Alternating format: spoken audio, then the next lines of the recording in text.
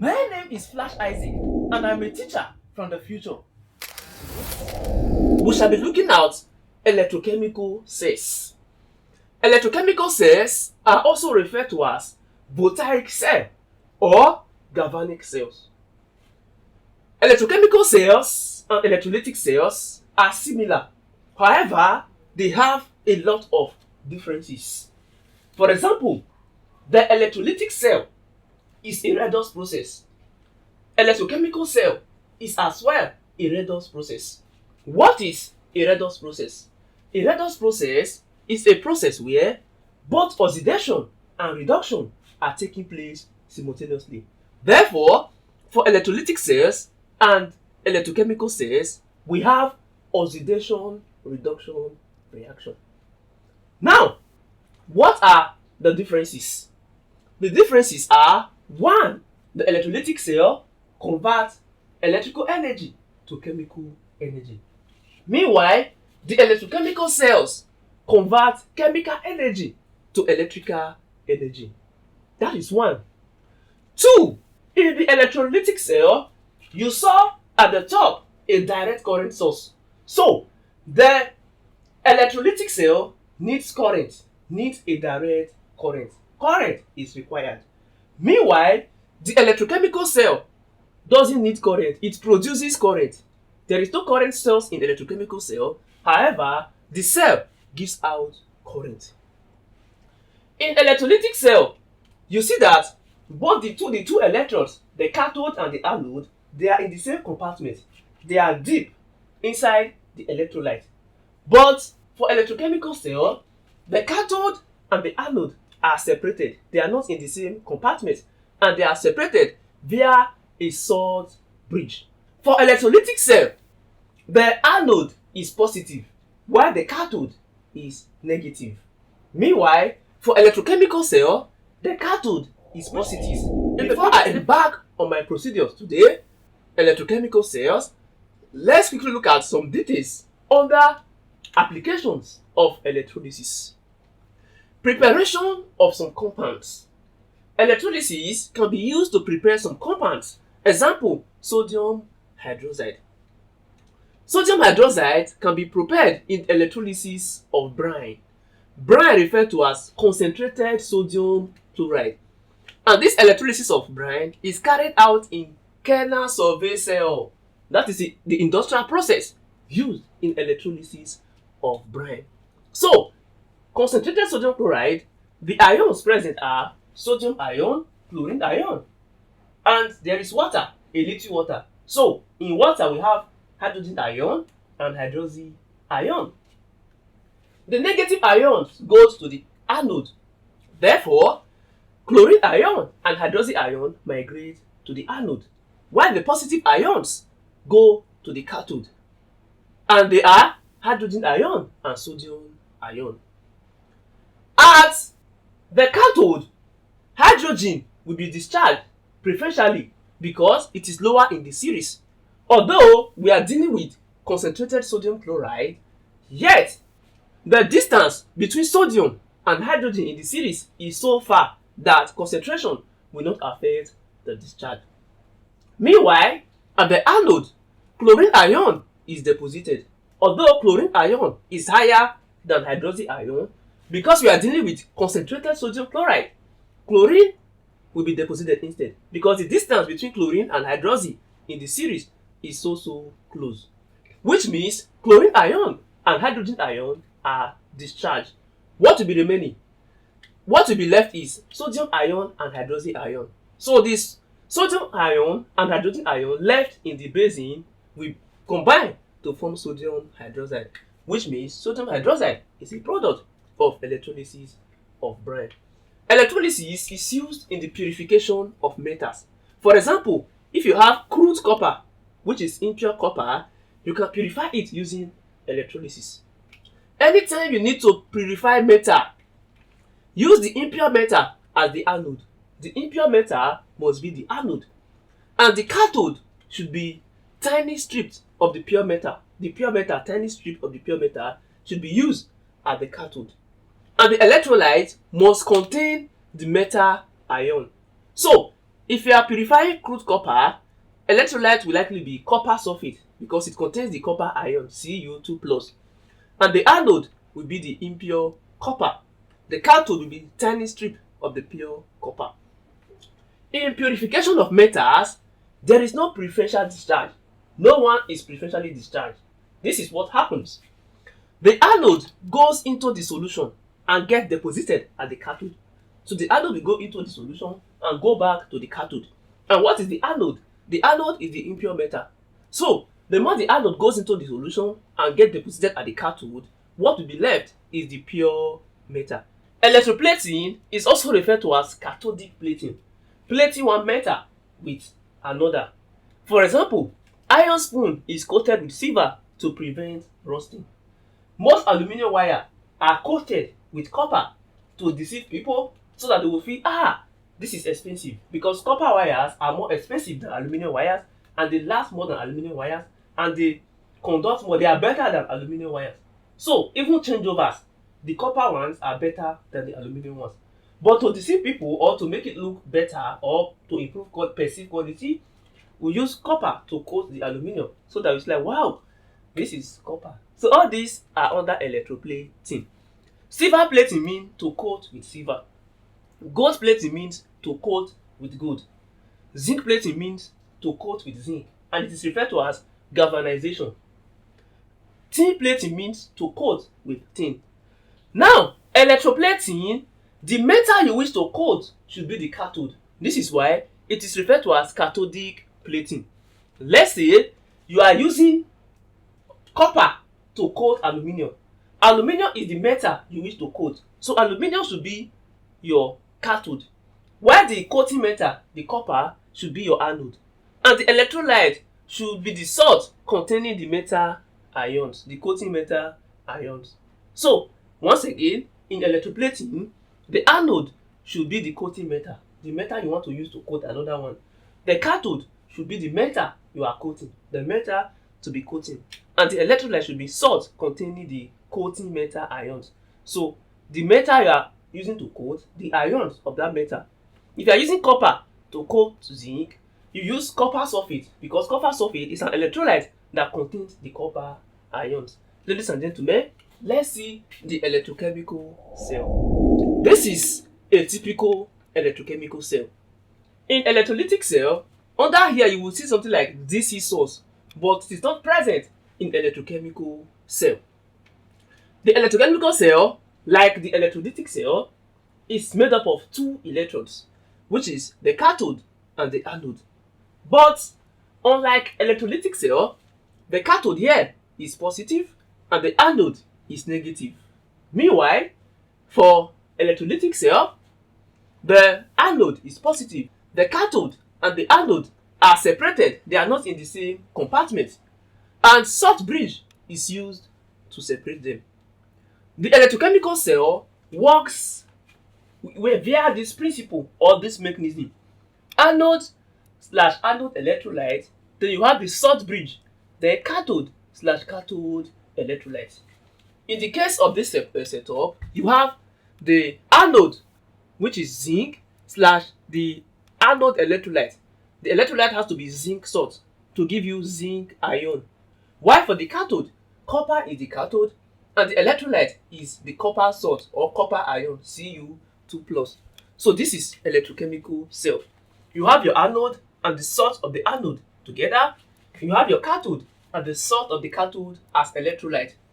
Both the cathode and the anode, or both electrolytes, are separated by a salt bridge.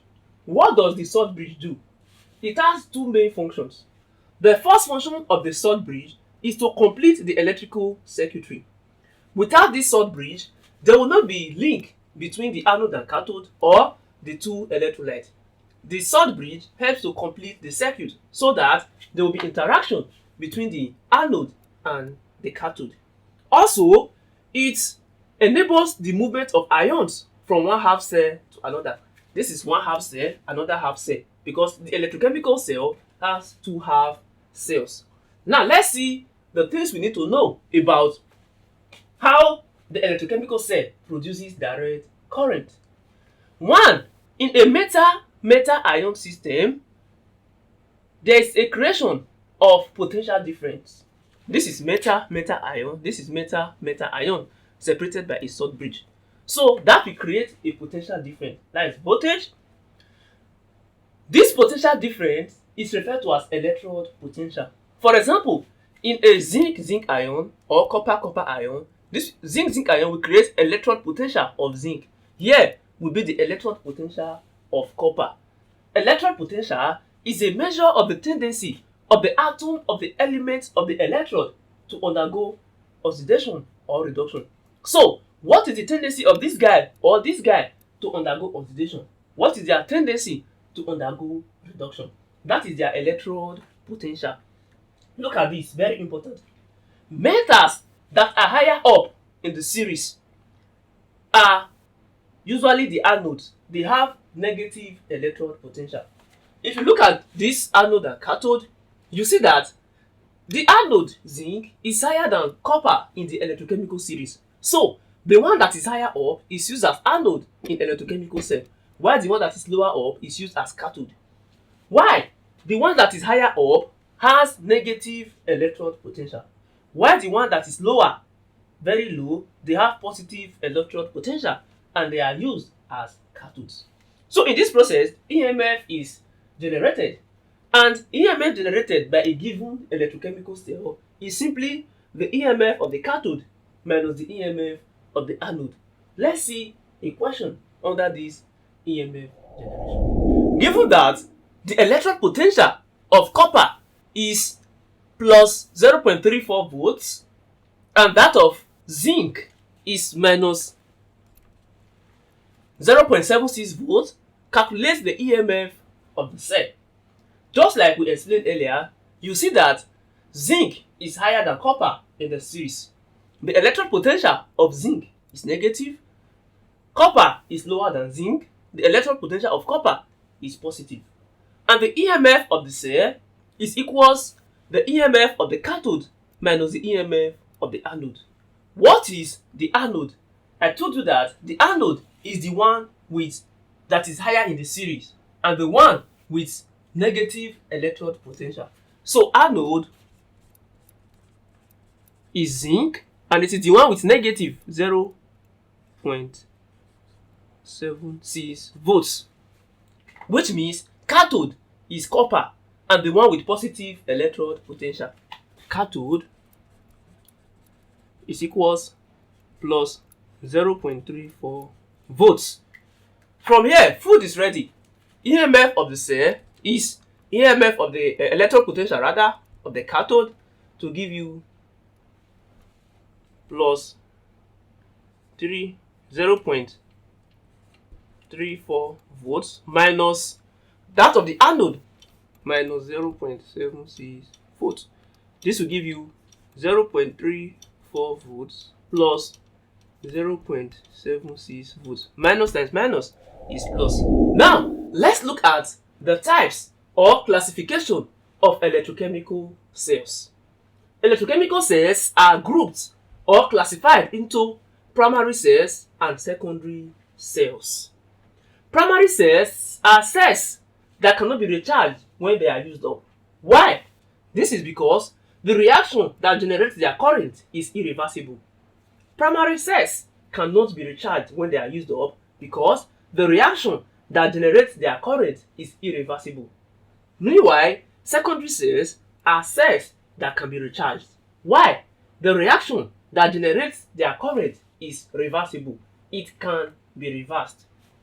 Examples of primary cells are the Daniell cell and the Leclanché cell. While the examples of secondary cells are lead acid accumulator and alkaline accumulator, also referred to as Nefer cell, nickel ion cell. These are the electrochemical cells that we have. Now, in Leclanché cell, which is a primary cell, the anode is zinc rod.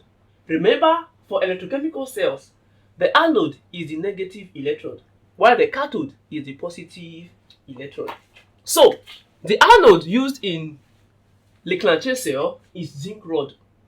The cathode is carbon rod. The electrolyte is ammonium chloride NH4Cl, while the depolarizer used is manganese 4 oxide. You may be asked, what is the use of a depolarizer in electrochemical cell? The use of depolarizers in electrochemical cell is to remove the hydrogen bubbles produced because it is not required. So we use depolarizer to take away the hydrogen bubbles that are generated. So for Leclanché cell, the depolarizer used is manganese 4 oxide, and it is used in torchlight battery. All the torchlight battery you see around, they are Leclanché cell. Meanwhile, in Daniel cell, anode is zinc rod, which is the same as the anode of Leclanché cell. So, for ease of understanding, Leclanché cell and the Daniel cell, they are made up of the same anode, zinc rod. But for the cathode, Leclanché cell, Daniel cell is made up of copper rod, copper cathode. And the electrolyte used are zinc sulfate and copper sulfate in each of the compartments. Zinc sulfate in one compartment, copper sulfate in the other compartment. So the zinc rod and the zinc sulfate are in one compartment. The copper rod and the copper sulfate, sulfate are in the other compartment. Daniel cell is used in labs for experiments. Depolarizer. In lead acid accumulator, the anode is the lead metal. The cathode is lead 4 oxide PbO2, and the electrolyte used is dilute H2SO4. Under what was that? Is it the uses of H2SO4? Yes, uses of common acids. I told you that H2SO4 is a drying agent, it is a dehydrating agent, and it is used as electrolyte in lead acid accumulator, as you can see here. So for lead acid accumulator, H2SO4 is the electrolyte, and it does not require a depolarizer because hydrogen is not produced. Since hydrogen is not produced, no need to remove the hydrogen bubbles. Example of lead acid accumulator is your car battery. That is a typical example of lead acid accumulator. And the nickel ion accumulator, which is alkaline accumulator, is no longer in use, and it does not require a depolarizer. However, the anode is nickel 3 oxide and the cathode is iron. The electrolyte is caustic potash or potassium hydroxide. That is it for electrochemical cells. Let's look at corrosion. Corrosion is an electrochemical process. It is the slow destruction of metals upon exposure to oxygen and moisture. Corrosion of iron is also called rusting. Ions rust when exposed to oxygen and moisture because electrochemical cells are set up which eventually form iron oxide with water of crystallization. So this iron 3 oxide dot water of crystallization is called rust. It is soft and easily breaks from the iron. To prevent rusting, 1. Painting. Painting can prevent rusting. 2. Galvanization. Spraying or coating with zinc. That can prevent rusting. Electroplating can prevent rusting. Greasing or oiling can prevent rusting, and greasing or oiling can help to reduce friction. Tin plated iron roofing sheet or galvanized sheet, which would you prefer? Tin coated or zinc plated, which would you prefer? Zinc plated sheet is preferable because it lasts longer. Why? When you roughly handle it and it cracks, if water enters, this is what will happen. For the tin plated, the tin and iron are together. The iron will act as the anode because iron is higher than tin in the electrochemical series. Since iron is higher than anode, rusting is likely going to happen because corrosion of iron is referred to as rusting. This we call rusting. However, in the case of zinc plated, zinc is higher in the electrochemical series. So zinc will serve as the anode. Zinc will not rust. Therefore, zinc will last longer. And take note, zinc is poisonous. Care should be taken not to drink water from zinc. It is not good for your body. Which of the following ammonium salts is used in the manufacture of dry cells? Ammonium chloride in form of paste or jelly mixed with starch or flavor serves as electrolyte in dry cell. For example, in Electrolytic cell, I told you that ammonium chloride is the electrolyte. So, ammonium salt is used in manufacture of dry cell, and this salt is ammonium chloride. Option B is the correct option. In electrochemical cell, polarization is caused by hydrogen. Therefore, we use depolarizers to remove the hydrogen bubbles produced, as I explained earlier. Option B is the correct option here. And the reaction that takes place in a Daniell cell is dash. In electrolytic cell or electrochemical cell, the reaction that takes place is a redox reaction. Oxidation and reduction are taking place together. So redox is the answer. And in electrolytic cell, reduction takes place in the cathode and oxidation takes place in the anode. Similarly, for electrochemical cell, at the anode, zinc becomes zinc ion. Zinc loses electron. Oxidation is loss of electron. While at the cathode, copper 2 ion gains electron to become the copper atom. A shorthand notation can be written as A/A plus /B2 plus /B. The double slash in the notation represents dash. For electrochemical cell, we have a metal and /metal ion /. The other metal or the other electrode / the ion of the electrode. The double slash is referred to as salt bridge, like I analyzed earlier. So, ladies and gentlemen, this brings us to the end of this class.